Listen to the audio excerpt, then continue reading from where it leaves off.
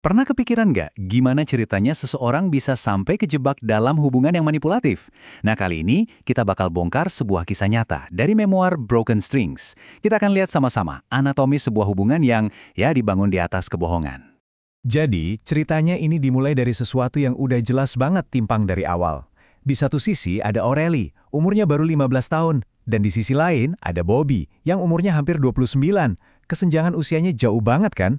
Nah, dari sini aja panggung manipulasinya seolah-olah udah disiapin. Terus, gimana ceritanya Aureli bisa dapat kerjaan ini? Jawabannya, dia bohong soal umurnya. Dan yang lebih parah lagi, kebohongan ini justru didorong oleh manajernya sendiri. Orang yang semestinya kan ngelindungin dia. Nah, setiap manipulator yang jago itu pasti punya senjata rahasia. Apa itu? Pesona.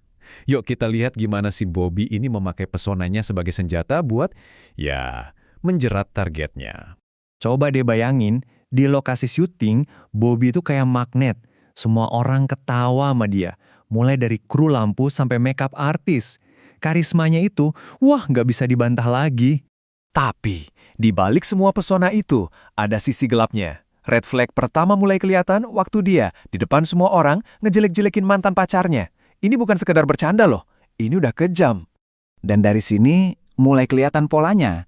Di setiap cerita yang dia lontarkan, Bobby itu selalu jadi pahlawan, dan orang lain jadi penjahatnya.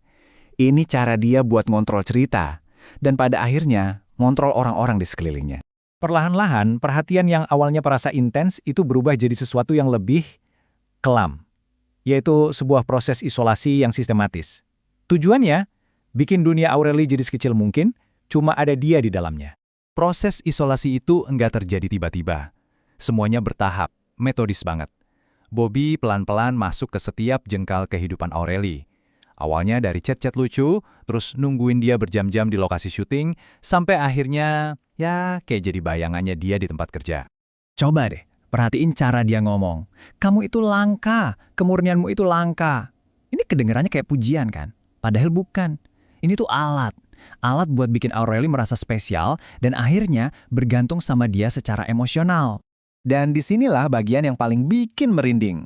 Buat Aurelie, semua ini tuh nggak terasa kayak dikontrol. Rasanya kayak cinta. Dia salah mengartikan obsesi sebagai bentuk kasih sayang. Kenapa? Karena dia nggak tahu bedanya. Tapi pertanyaannya, kenapa dia bisa serentan itu? Nah, buat ngertiin ini, kita perlu mundur sedikit, lihat ke masa lalunya, ke fondasi ketakutan yang ternyata udah dibangun jauh sebelum Bobby masuk ke hidupnya. Rumah itu kan harusnya jadi tempat paling aman ya, tapi buat Aureli, rumah itu malah jadi tempat dia dilatih untuk takut.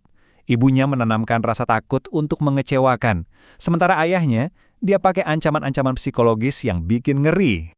Ancaman dari ayahnya ini samar tapi menakutkan. Dan bayangin, ini diucapin ke anak umur 11 tahun. Ini contoh yang pas banget gimana rasa takut dipakai untuk mengontrol. Jadi ya nggak heran kalau Aureli jadi susah banget buat bilang nggak ke Bobby. Jadi intinya begini, pola asuh di masa kecilnya itu bukannya ngajarin dia buat percaya sama diri sendiri, tapi justru sebaliknya, ngajarin dia buat takut sama dirinya sendiri. Dan kondisi inilah yang ngejadiin dia target yang sempurna buat predator kayak Bobby. Oke, sekarang kita sampai di puncaknya.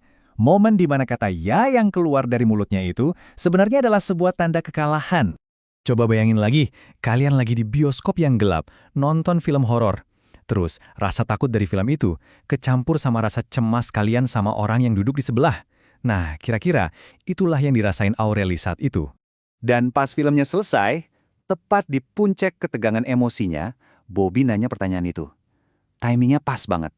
Sengaja dirancang buat manfaatin kondisi Aureli yang lagi rentan. Gimana coba dia bisa bilang enggak? Setelah berminggu-minggu Bobby menanam investasi emosional, bikin Aureli merasa berutang budi. Nolak dia rasanya kayak berkhianat. Akhirnya dia bilang iya.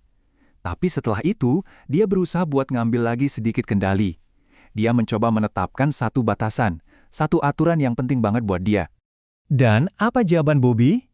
Cuma 3 kata. Nanti kita lihat. 3 kata yang kedengarannya dingin, meremehkan, dan langsung nunjukin niat dia yang sebenarnya. 3 kata yang mengubah segalanya. Itu janji atau ancaman? Nah, ambiguitas kayak gini nih intinya manipulasi. Bikin kita terus nebak-nebak, jadi nggak yakin, dan posisinya jadi nggak seimbang.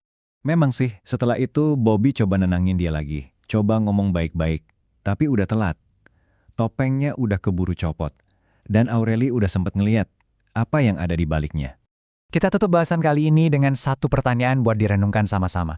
Kalau ada orang yang langsung mengabaikan batasan yang baru aja kamu buat, kira-kira apa sih yang sebenarnya lagi mereka katakan tentang masa depan kalian berdua?